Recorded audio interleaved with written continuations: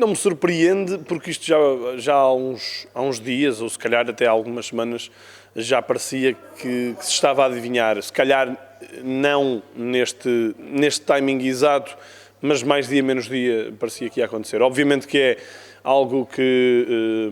surge num contexto muito complicado, a meio de 2 jogos no Dragão, e o primeiro correu extremamente mal para o Benfica, mas parecia claramente um fim de linha. Não se esperava, se calhar, que acontecesse o que aconteceu em termos de decisão com o plantel. Isso para mim, pelo menos, é uma novidade. Mas esse para ti é o ponto mesmo de clivagem primário e principal que faz com que o Jorge Jesus hoje já não seja treinador do Benfica e não chegue à partida da frente ao Futebol Clube do Porto? Não, para mim o ponto de clivagem é a partir do momento em que o Benfica se comporta com silêncio. O Benfica e Jorge Jesus, não se comportando com silêncio, o caso de Jorge Jesus, mas nunca rematando o assunto. Mas sim, estas últimas semanas a comunicação do Benfica alimentou, porque se calhar convinha alimentar também toda esta questão de Flamengo, de saída, de não renovação. Foi uma situação que o Benfica deixou arrastar nestes últimos tempos e que, por essa comunicação deficitária ou inexistente, fez com que toda esta nuvem se adensasse à volta da equipa, à volta do clube, e nem Jorge Jesus, nem Rui Costa, que acho que seria a pessoa indicada para o fazer, conseguiram estancar esse problema, essa hemorragia que existia, e depois esta questão acaba por ser um bocadinho um arrasto, sobretudo a questão de vir para fora, porque acredito que todos os grupos tenham os seus problemas, mas o vir para fora sistematicamente, 2 dias seguidos, acho que é bastante sintomático do que está a acontecer no Benfica. Era um desgaste e um fim inevitável, portanto, este? Eu acho que sim. A primeira época do Jorge Jesus efetivamente não correu bem em várias vertentes, desde logo aquele mau arranque com o falhanço da ida à fase de grupos da Liga dos Campeões, mas foi uma época que pela turbulência que teve, pelo ano absolutamente atípico que toda a gente passou, foi uma época que podia ser considerada uma espécie de ano zero. Agora, nesta segunda temporada, efetivamente, o Benfica tinha que fazer mais. Fez muito mais em termos europeus, mas a nível interno os problemas estavam lá, continuavam lá, e acho que o Jorge Jesus nunca se conseguiu adaptar muito bem a estes novos tempos de futebol português, que são novos tempos onde o 3-4-3 ou o 3-5-2 está a imperar, e o treinador do Benfica nunca conseguiu marcar a diferença. Pelo contrário, deixou que outros a marcassem e foi um bocadinho de arrasto. Acho que isso também explica um bocadinho o insucesso de Jorge Jesus, que por nunca ter tido uma equipa com aquele futebol pujante, cavalgante de outros tempos,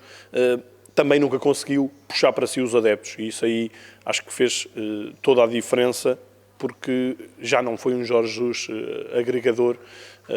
e, portanto, nunca os adeptos o consideraram como uma figura unânime. Esse capítulo de ser uma figura unânime, achas que se pode utilizar aqui a expressão de juntar a fome com a vontade de comer, com o facto do Flamengo querer muito Jesus, de no Brasil desejarem sempre muito Jesus, hoje mesmo fala-se de outros emblemas do Brasileirão, e ele sentir os lenços brancos após o jogo com o Sporting. A contestação constante que teve nestas últimas semanas fez com que ele também, depois percebendo o que aconteceu com o grupo no dia de ontem, de forma mais prática, fez com que ele colocasse este lugar à disposição e chegasse ao fim? Eu acho que Jorge Jesus acabou por ser um bocadinho surpreendido com estes últimos acontecimentos. Ou seja, ele começou por, e já não é a primeira vez que o faz, já o tinha feito na passagem pelo Benfica, também no Sporting, de não afastar totalmente estas possibilidades de saída, porque estamos a meio ano também do final do contrato e, obviamente, é uma espécie também de jogo psicológico que Jorge Jesus já utilizou algumas vezes, que faz parte do jogo, digamos assim, da especulação, mas neste caso isso surge num contexto em que ele realmente tem um enorme afastamento em relação aos adeptos, e isso foi muito visível no tal jogo contra o Sporting, e depois acabou por se virar um bocadinho o feitiço contra o feiticeiro, porque tudo isso, todo esse essa especulação, esse alimentar que o Jorge Jesus teve em relação ao Flamengo,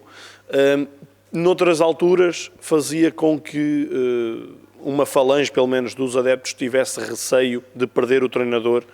mas neste caso não, porque o momento do Benfica não era bom, os sinais dados também não eram bons. O Benfica, ao contrário da primeira passagem de Jorge Jesus por lá,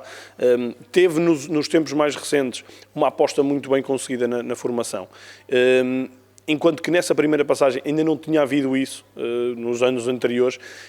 atualmente há muito maior cobrança também para o lançamento de jovens, e o facto também de Jorge Jesus não os lançar, e o caso mais